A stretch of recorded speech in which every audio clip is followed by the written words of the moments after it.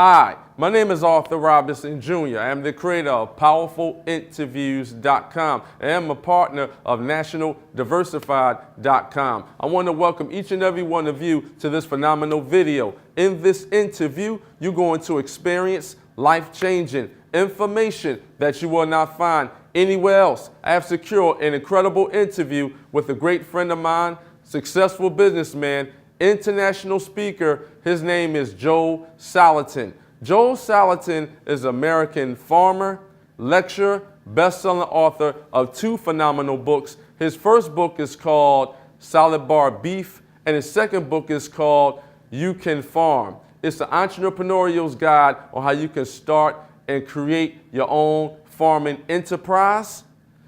So in this interview, you're going to hear exclusively how Joel Salatin, he breaks down layman's terms about how he coached the phenomenal, successful entrepreneur. His name is Tai Lopez. Joel Salatin, he also breaks down layman's terms about how he's the owner of Polyface.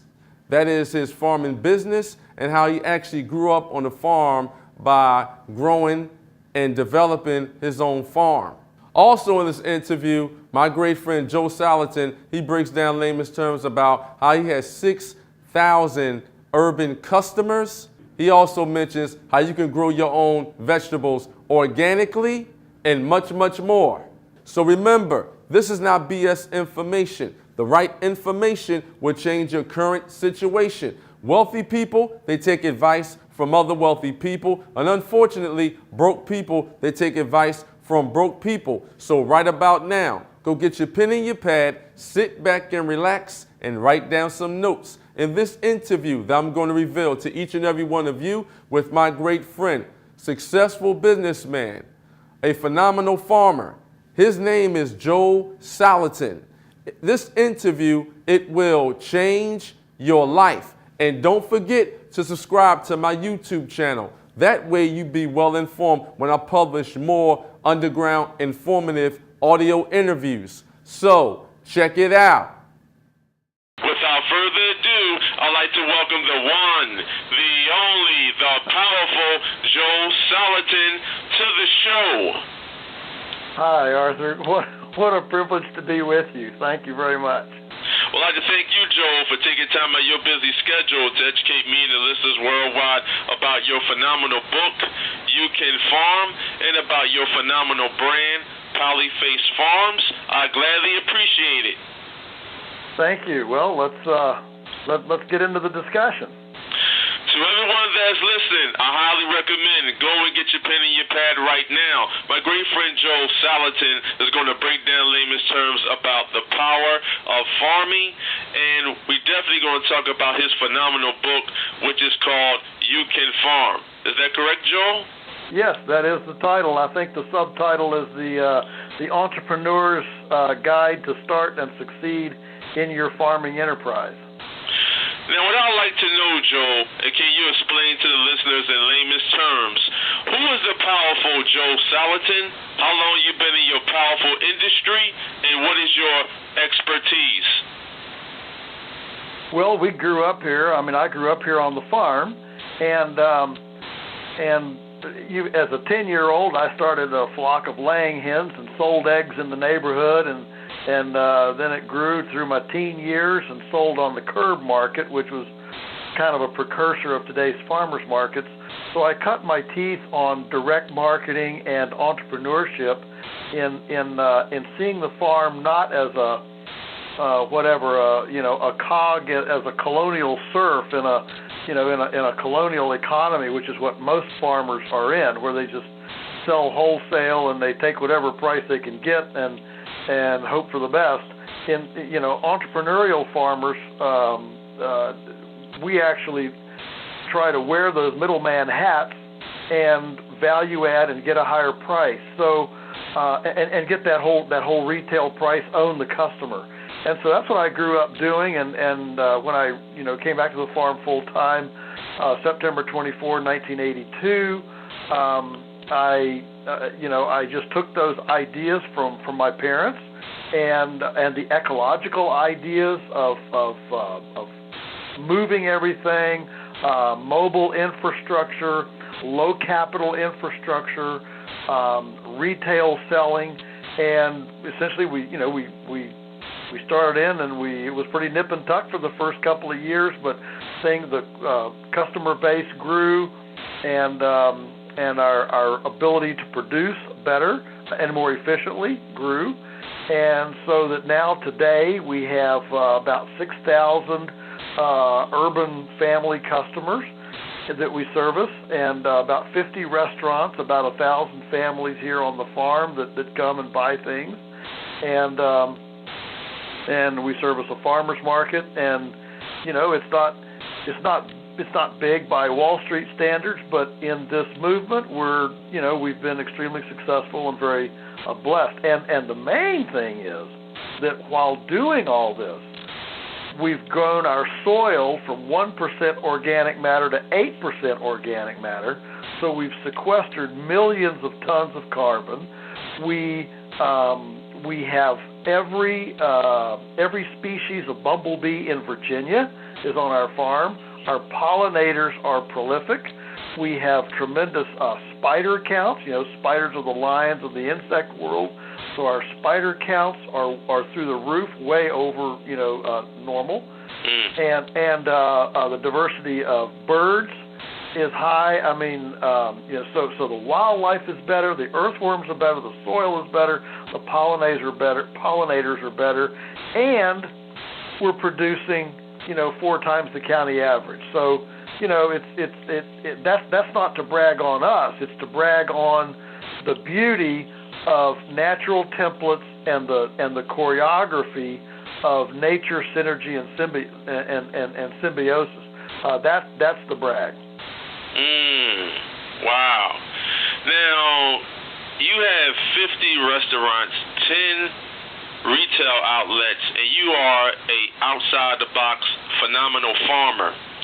Can you explain to the listeners, when you were 8 or 9 years old, did you always want to be a phenomenal farmer, or did you have other dreams that you wanted to pursue in regards to your entrepreneurial world? Sure. Yeah.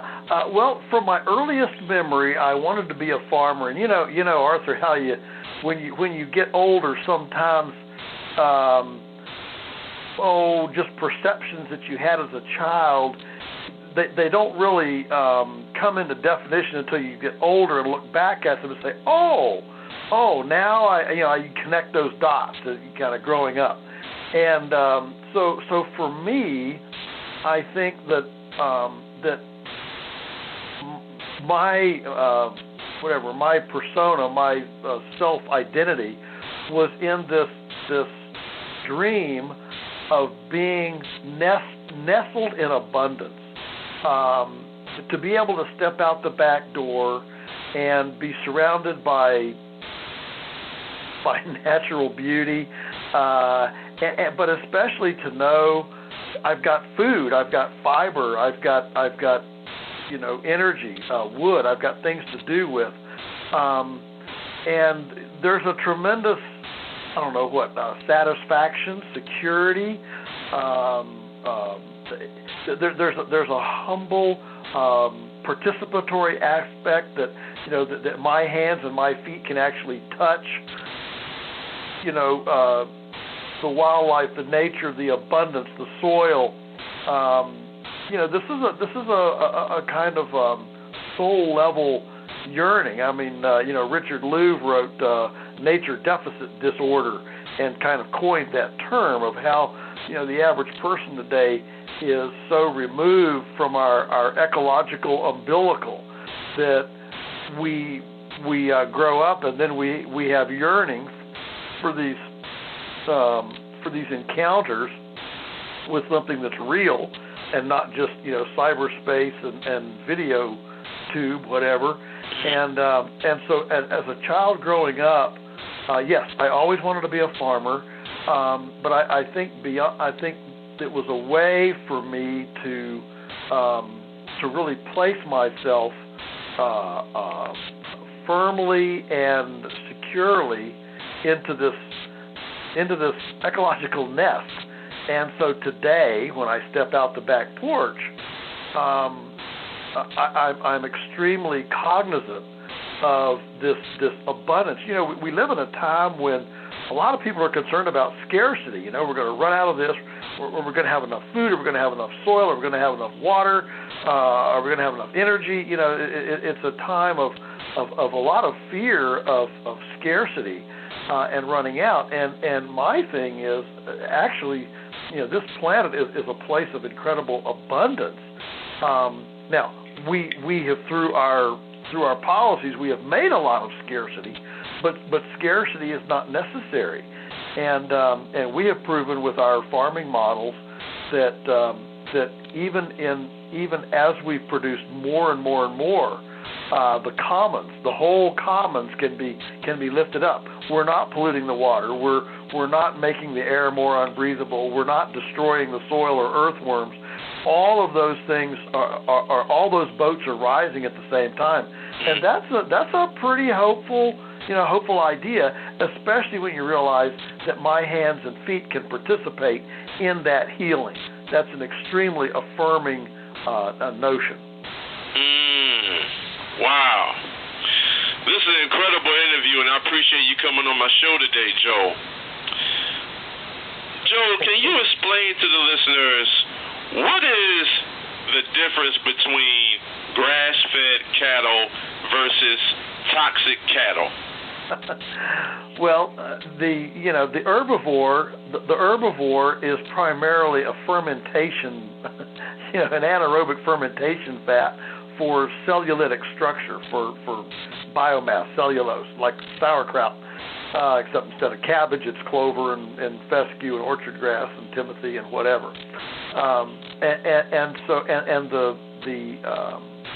That fermentation, that whole process, when grain goes into it, it creates an entirely different set of digestion and enzymes and other issues, so that actually the tissue of the animal, which of course we eat in muscles and fat and all that, it actually moves from a nutrient profile that is one thing to a nutrient profile that is something else.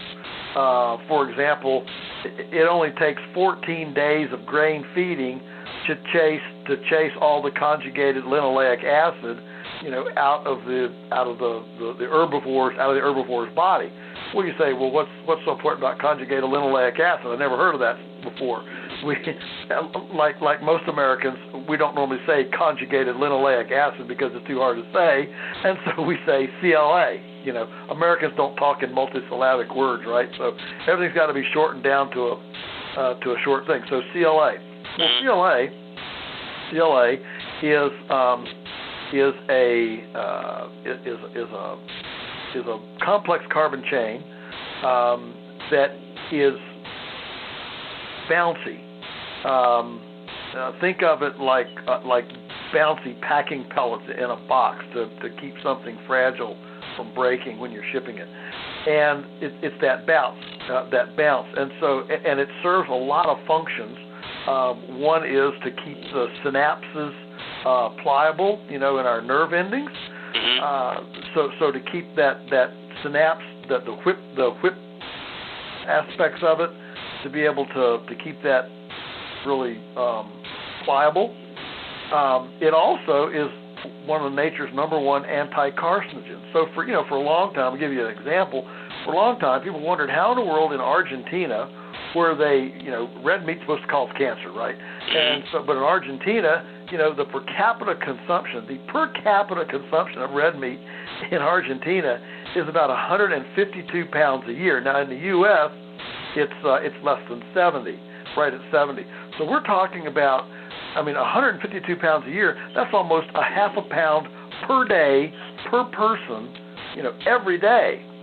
That's a lot of red meat, and yet their colon cancer rate is less than half the colon cancer rate in the U.S. Wow. If red meat causes, colon cancer, then why isn't Argentina eaten up with colon cancer? Well, the reason is because their beef is grass finished, not grain finished, and it contains higher levels of conjugated linoleic acid, which is an anti-carcinogen. So, these kinds of things, show up in the nutrition and scientific literature, and this isn't, pie in the sky, weird stuff. This is stuff that we know, and so when you say, well, what's the difference? I go straight to these nutritional differences, because this is the kind of stuff people understand and people can get. I mean, riboflavin, for example. Riboflavin is the calming essential fatty acid. It's what keeps you from having road rage and going in and shooting up at elementary school. And grass finished beef has on average 300%, 3 times the riboflavin per gram than grain finished beef. 300%? 300%, yes, 3 times the amount. Wow. You wonder why everybody's all mad and screaming all the time. Well, because half of them are they're vegans and grain finished meat eaters, and so these things have implications in the greater culture, and they have implications in our own bodies. We're far more complex than you and I are not just whatever machines. We're extremely complex, and so when we look at nature and say, well, how does nature work? Well, you see these herbivores. These herbivores are out there pruning the biomass to make it regrow and restart. And there's nowhere in nature where herbivores eat grain, and they certainly don't eat. You got to remember, for 30 years, the USDA took farmers like me to free steak dinners to teach us this new scientific approach to raising cattle, where we grind up dead cows and feed them back to cows. And farmers like me who didn't buy into that were chastised by the scientists as, you're a bunch of Luddites and, barbarians behind the times. What do you want to do? Go back to, hoop skirts and washboards and hearth cooking? Come on, get with it. And then 30 years later, there was this big collective, oops, maybe we shouldn't ought to done that with bovine spongiform encephalopathy. So I didn't buy into it, not because I didn't want to make progress or hated science. So I looked around the planet and said, well, where's an herbivore that eats carrion? And guess what? You can't find one. And so I'm willing to submit, well, I don't know why no herbivore eats carrion, but there's probably a reason. I'm willing to look at that as an ethical, moral dimension. Yeah, sure, I'm creative enough to feed dead cows to cows, but nature doesn't do it. Maybe there's a reason, and just because I don't know the reason doesn't mean I assume that there is no reason.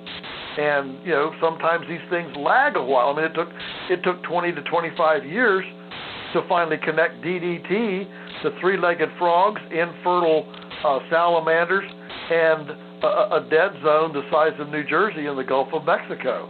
I mean, sometimes it takes a while to connect those dots, and so my position is, hey, let's look at the Creator's design first. Let's look at how all this is put together first, and then we'll use technology to tweak and caress and massage that. That's great. But we don't come in like a bunch of swashbuckling conquistadors and say, well, we don't understand this, but we don't care. We're just going to do it. We're just going to do it our way. Because what happens is we're so creative, we can invent, we can innovate things that we can't morally, physically, emotionally, or spiritually metabolize. And then what happens is we spend the next 2 generations trying to remediate the innovation that we created by not understanding the complexity of the situation. Wow.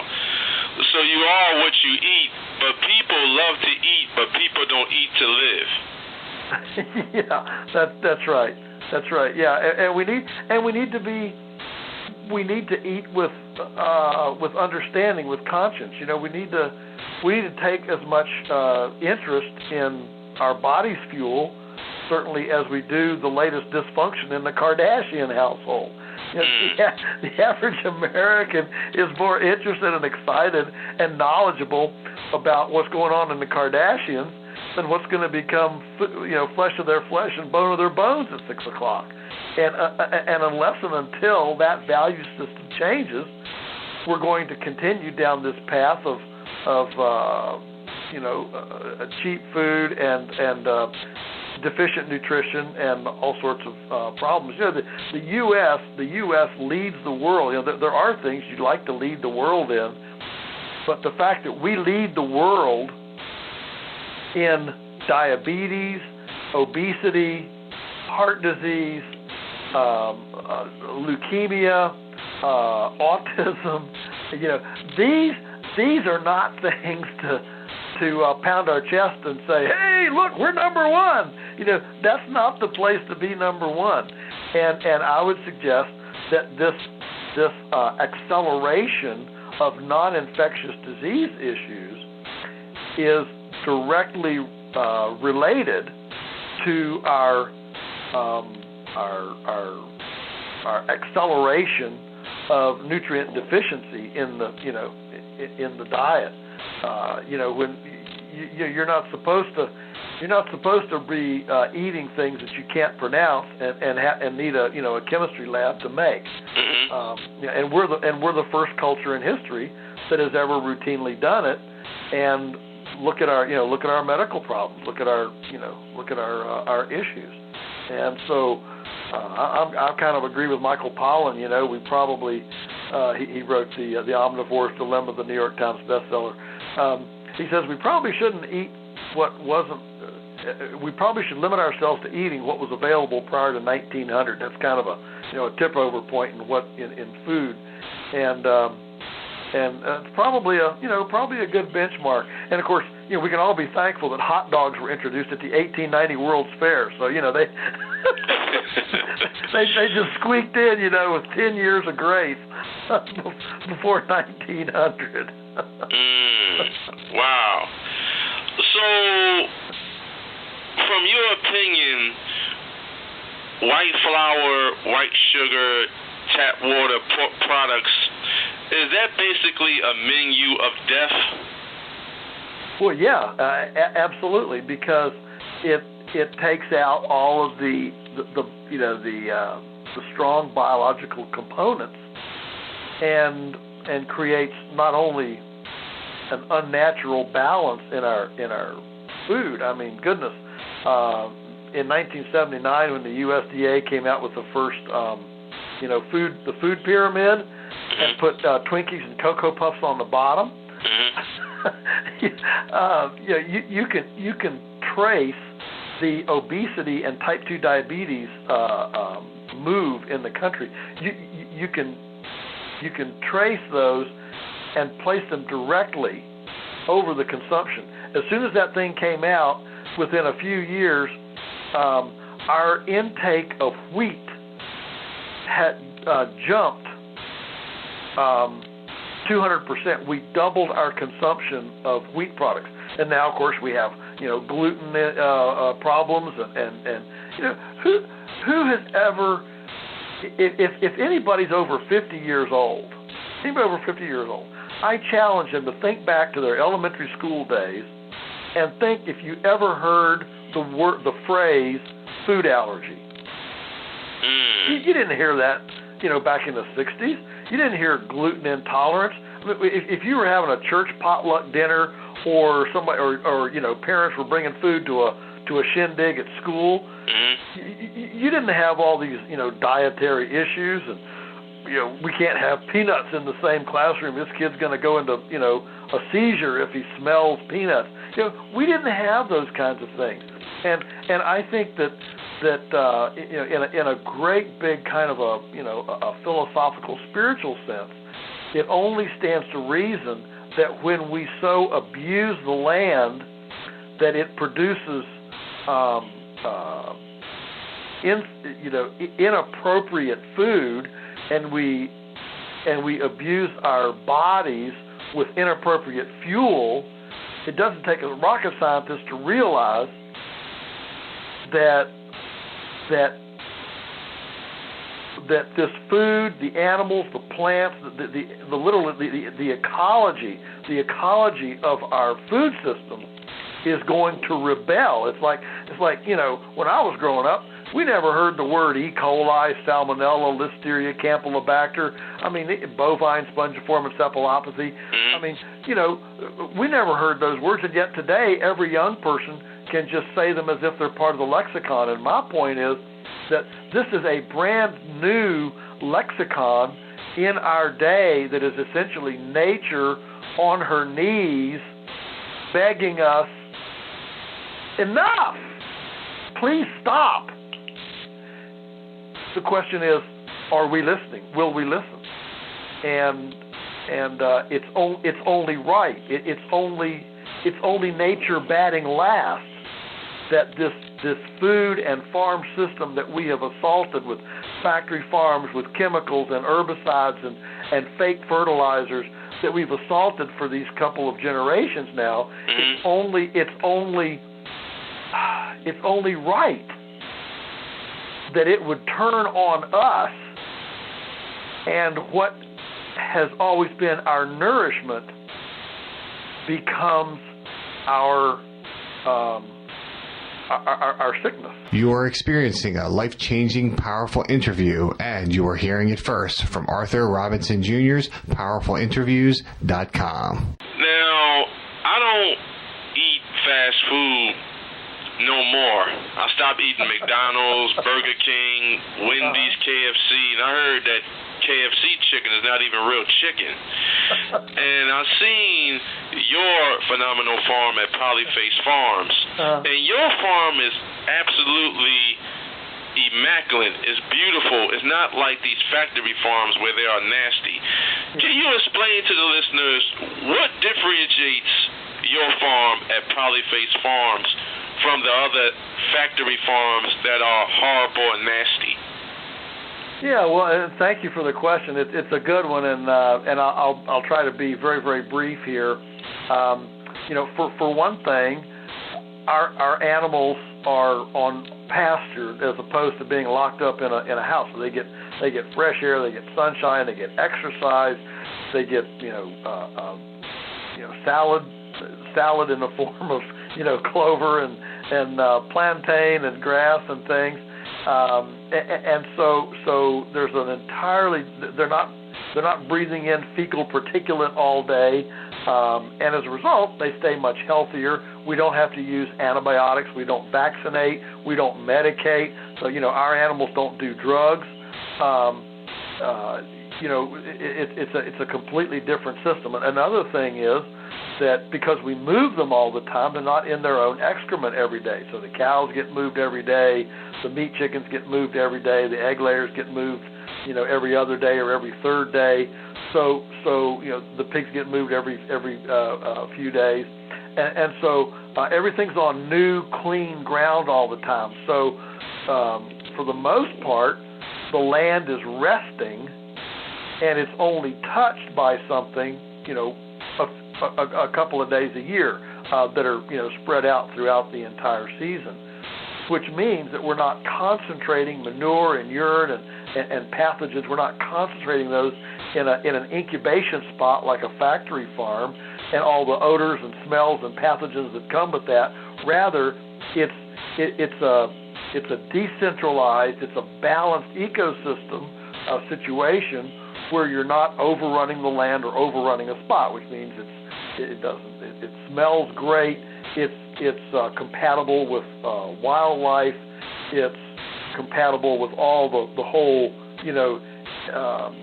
insect biomass, carbon sequestration, the whole thing. It's a fundamentally integrated system, so that instead of just being a chicken farm or a pig farm or a dairy farm, we have all of this stuff in proximity in highly complex relationships. You know, the average farm in America, the average,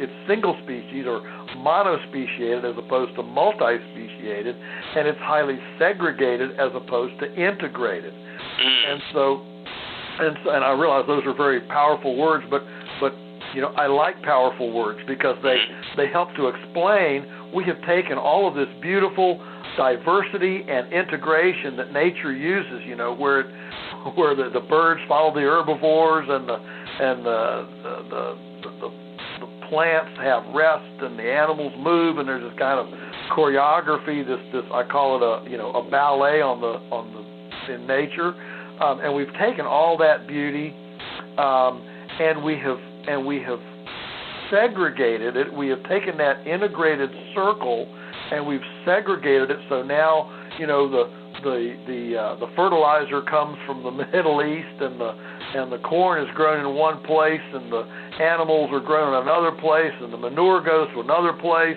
and the people that eat it live in another place, and you have what is supposed to be this beautiful integrated cycle of economy and emotion and ecology, and instead you break it all apart in a very ugly, segregated kind of approach, and so that's a big difference. So if you were driving over the land with a drone, and you drive over our farm, what you see there is a mosaic. It's a beautiful, diversified mosaic, as opposed to a sterile, single type of species thing that you see in a factory farm, or in square miles of corn or square miles of soybeans or whatever. Instead, it's this mosaic where you have the plants out, the animals are outside, and you have this relational choreography going on. It's profoundly different, and it creates an entirely different aesthetic. And the nice thing is, this isn't just aesthetic; it actually creates better nutrition and better quality food, and it's even more productive. You know, the animals are spreading this. We're not pouring concrete. We're strategically substituting pharmaceutical intensity, energy intensity, and infrastructure intensity with human intensity, with management and people. And so, yes, what we do, it takes more people on the farm, but we're not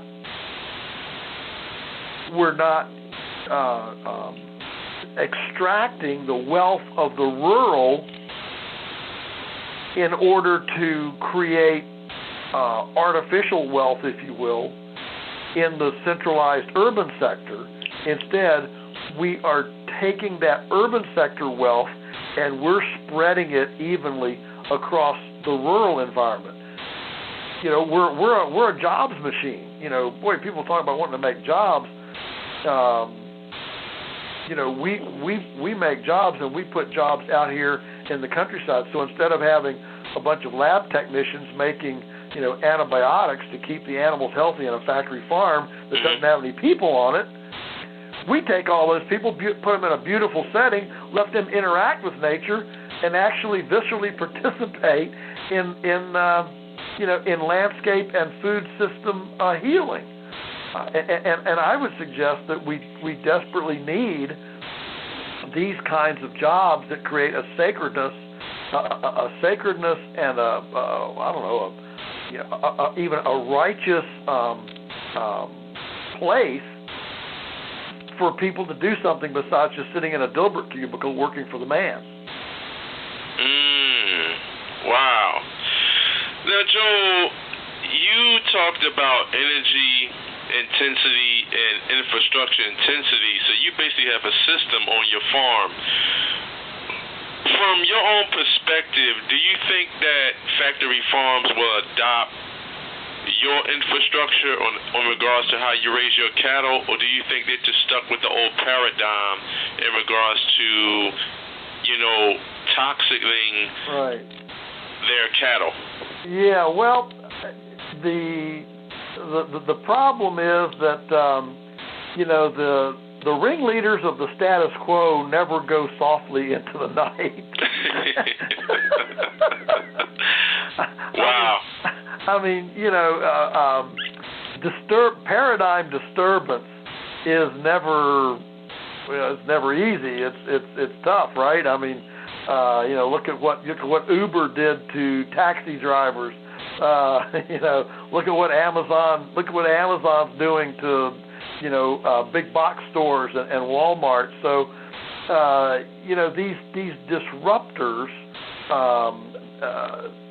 always create a lot of disruption, in the system.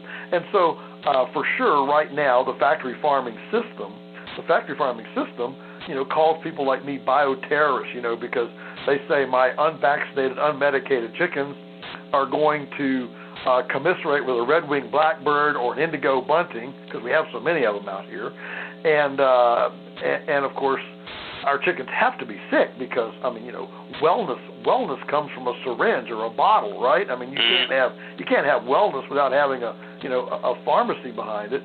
And so these indigo buntings and robins and red-winged blackbirds are going to take our diseases to their, Tyson chicken houses, make their chickens sick, and the children in Bangladesh are going to starve to death because, a chicken at our farm in Swope made Tyson's get avian influenza or whatever. I mean, this is the mentality, and you have to laugh in order to keep from crying because it's so ridiculous. But this is the mentality, and interestingly, in all these epizootics and things that have broken out, they have not come from small-scale pastured operations. They've all come, whether it's salmonella outbreaks or avian flu or whatever. They've all come from the industrial factory farm sector. The fact is that when you put that many things, whether it's cabbages in the San Joaquin Valley of California or chickens in a Tyson chicken house, when you put that many of the same thing that tightly together and do it over and over and over again, you have a pathogen buildup. I mean, that's the principle of pathogenicity. If your school district has an outbreak of diarrhea, they don't say, okay, we've got this outbreak of diarrhea in the school, so we're going to shut down all the schools and all the kids are going to come and live in the gymnasium of this one school for a week until this passes. That's a bad word, isn't it, for something like a diarrhea outbreak. Anyway, the point is that when you have an outbreak like this, a bunch of colds or flu or whatever, some virus going through the school system, the first thing they do is we're going to shut down for a couple of days. Everybody stay at home. Don't go anywhere. The whole idea is to spread it out and not concentrate it. And yet the whole approach of the industrial factory farming system is not to spread it out, but to actually concentrate everything day after day after day in the same place and just try to stay ahead of the pathogens, which are now, enjoying close hosts all the time. So they're just, they're just cranking out babies and proliferating as fast as anything. And the hope is, we hope that we can make enough concoctions in a bottle fast enough to stay ahead of the morphing pathogens. And it's a fool's game. You can't do it. Eventually nature will bat last. Nature will catch up with you, and you will not be able to stay ahead of the pathogenicity, which is exactly why we have this proliferation, this lexicon of problems in the country right now. Wow. Now, you talked about pathogen buildup. Now, I have a two-part question for you, Joel. How do you feel about the whole food system, because I know a lot of people, and even me and my wife, we shop at Whole Foods, and in regards to the chicken, it doesn't have all those growth hormones in the chicken, and it tastes actually better at Whole Foods versus if we was buying chicken at a regular supermarket like the Acme supermarket. How do you feel about the whole food systems in regards to organic foods? And can you explain to the listeners what is the big difference between vitamin D milk versus grass-fed milk? And is vitamin D milk good for you?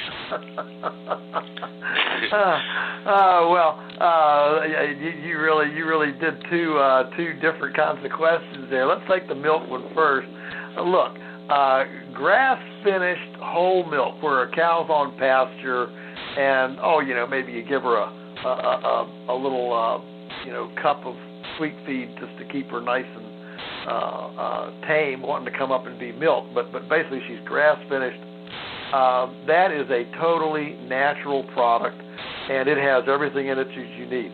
When you start talking about fortifying with vitamin D or whatever, it's crazy. What happens is that they, through pasteurization and all this, they kill half the stuff that's in the milk, and then they try to put additional stuff back into it.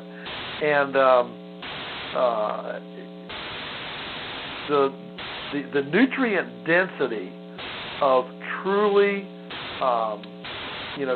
natural foods, the nutrient density is enough. I mean, it's fine. It doesn't need fortification from anything. I mean, this idea that we take all the good nutrients out of flour, bleach it, and then add it back in and call it fortified flour. I mean, it's crazy.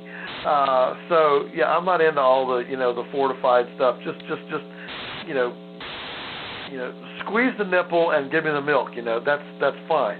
And especially, let the cow graze like she's supposed to. Now, as far as the chickens at Whole Foods and shopping there, I am a fan of everything that makes progress, but I do believe that much of the system, the Whole Foods or whatever, that it has built-in problems, and so I'm a big fan. I mean, this is what happened when Michael Pollan wrote Omnivore's Dilemma, and he went to Whole Foods and saw the red hen and Farmer John on the table, and he went to Farmer John and the red hen, found out it was 15,000 birds in a house. And so there's a tremendous amount of clever speak going on.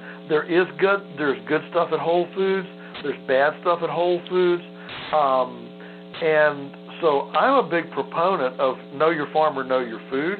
And if that sounds daunting to somebody, I mean, look, we don't have enough time, we don't have enough energy. We got to get to the soccer game. We got to get here, there, the other place. I'm simply suggesting that you cannot have the level of ignorance about the food system and the farming system and maintain integrity in that system. Ignorance and integrity go hand in hand. And when you and I see this for myself. I mean, the things that I don't know anything about, A, I'm fearful of them, but B, when more and more people abdicate their knowledge, their informational capacity in any economic sector, I don't care whether it's stocks and bonds or farming or food or timeshares, okay? When people don't know anything about that economic sector, that is an economic sector that very quickly starts taking shortcuts and loses integrity because nobody's watching the store. Nobody's reaching under the desk to clean out the cobwebs, right? And so if we're going to actually create a food system that has integrity, it's going to take us turning off the TV, putting the video game down and putting some attention on research, visits, and putting together some real-time, real participatory information, visceral participation, and information about where our food is coming from.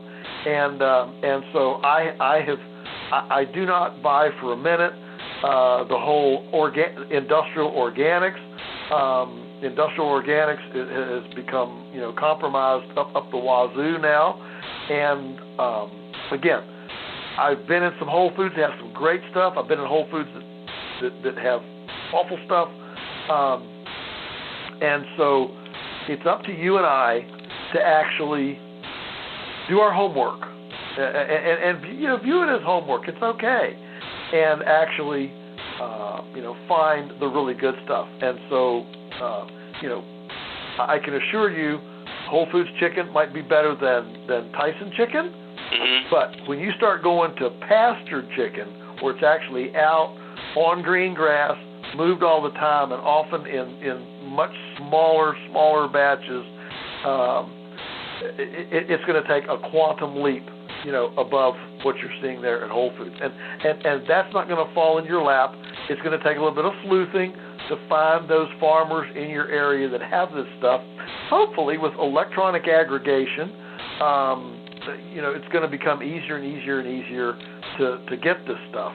And because the firewall of protection within the supermarket community to make sure that farms like us don't get access to them, to that market, that firewall is huge. They don't want imposters like me getting on the shelves at Kroger and Whole Foods, let me tell you. Wow. And so you need to understand that there is a retail war going on to protect that supermarket fraternity. The industries, the distributors, the accountants, the graphics artists, the marketers. There's a whole fraternity there that is being protected, and so this is why there's a whole kind of a guerrilla movement here in the culture of farms like ours that are independently based, and we're collaborating with other farms like us, and we're essentially Uberizing the food system, and that's pretty cool. Wow. Now you talked about lexicons, and you broke down in layman's terms about firewall protection, and you're basically saying that Whole Foods are basically blocking your system out in regards to getting on the shelf, which some of the foods will have shelf life. Now, in regards to the industry, the food industry, do the food industry want people to be healthy in regards to, people are actually consuming good chicken or good beef, or they just basically, focusing on profits where the consumers have a lack of knowledge in regards to what they're eating? Yeah, I think that's pretty simple. They're in business to make money for their stockholders, and so if now but at the same time, I don't want to make it sound like consumers are victims either. You don't have to buy Velveeta cheese and Roman noodles.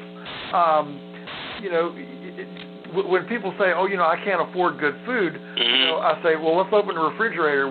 Let's see if there's coffee, soda, hot pockets, processed foods. Is there takeout in your trash can? How about a lottery ticket? Do you have 100 pair of designer jeans with holes already in the knees?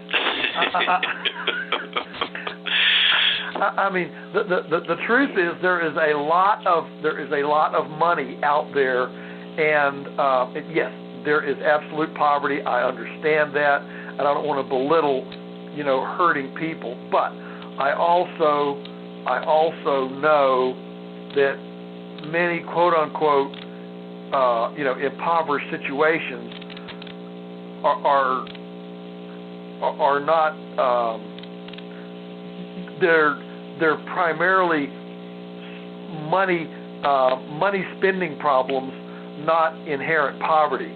And so there's a lot of money out here. I mean, for example, I'll give you an example. Right now, you can get one of our world-class chickens for less per pound than a Tyson boneless skinless breast at Walmart. Okay? Right now, right this moment. Goodness, a can of soda, what's $1? Goodness, there's more nutrition in one of my eggs. I don't mean an egg that my hens laid. I don't want you to think I'm laying eggs here. There's more nutrition in one of our eggs than there is in a tractor trailer load of Coca-Cola. So you know, in the probably a lot of your listeners have seen the movie, the documentary Food Inc. And that movie, it's fantastic, it's wonderful, but it does have this one, I think this weak spot in it where it has this, family that says they can't afford good food, and meanwhile they stop at the Burger King drive-in and get a $10 meal, with a 94-ounce drink and all this stuff. Look, for the price of that meal, you could buy 2 whole pounds of Polyface grass-finished ground beef, and there's way more nutrition there than in that Biggie fries and whatever else was in that $10 Burger King meal. My point is that you can actually eat way cheaper if you buy unprocessed and you cook it yourself and fix it. You can eat like a king if you buy unprocessed and cut out as many middlemen as you can. Buy it directly from a farmer, from a farmer's market. Buy direct and prepare it. Preserve it, package it yourself. You can eat really, really well on a lot less money.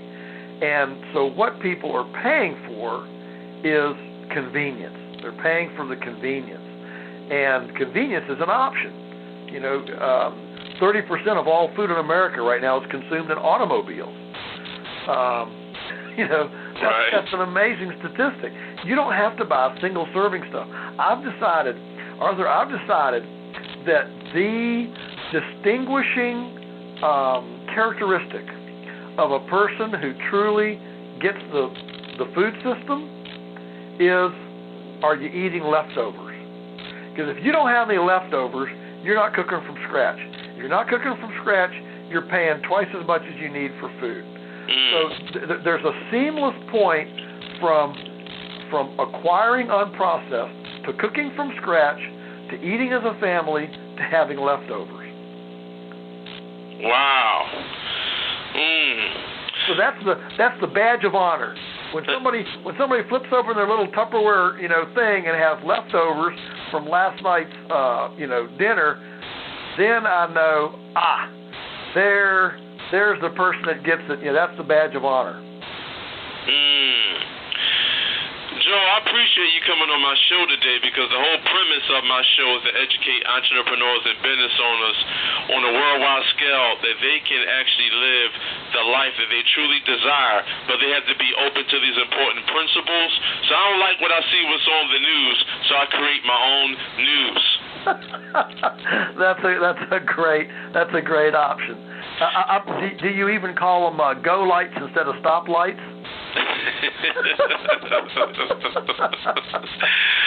Joel, explain to the listeners, what is the best advice that you have ever received?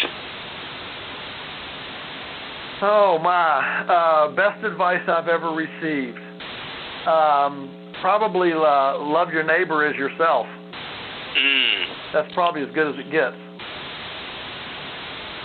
Wow. Joe, let's talk about the power of using video. Now, I know a couple years ago, Google bought YouTube for $1.6 billion, so video is hot right now. Can you explain to the listeners the power of using video as your entrepreneurs and active business owners use video to expand their brand? Well, they say a picture's worth 1,000 words, and I suppose one day we'll have to come up with a clever way to say, well, if a picture's worth 1,000 words, a moving picture's worth, 5,000.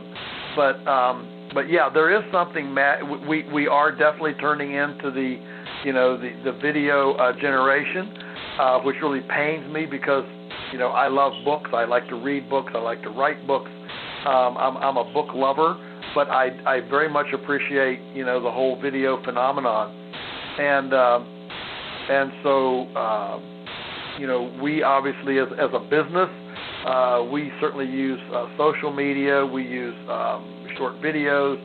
Our website is full of links to everything from YouTube to pictures. Our staff our apprentices and interns and people as they walk around the farm, they're actually encouraged and empowered to take real-time pictures and put them on our website and Snapchat and the different social media, because this is what keeps you in front of people, and in a world of crowded things vying for your time and attention, the successful businesses are going to have to embrace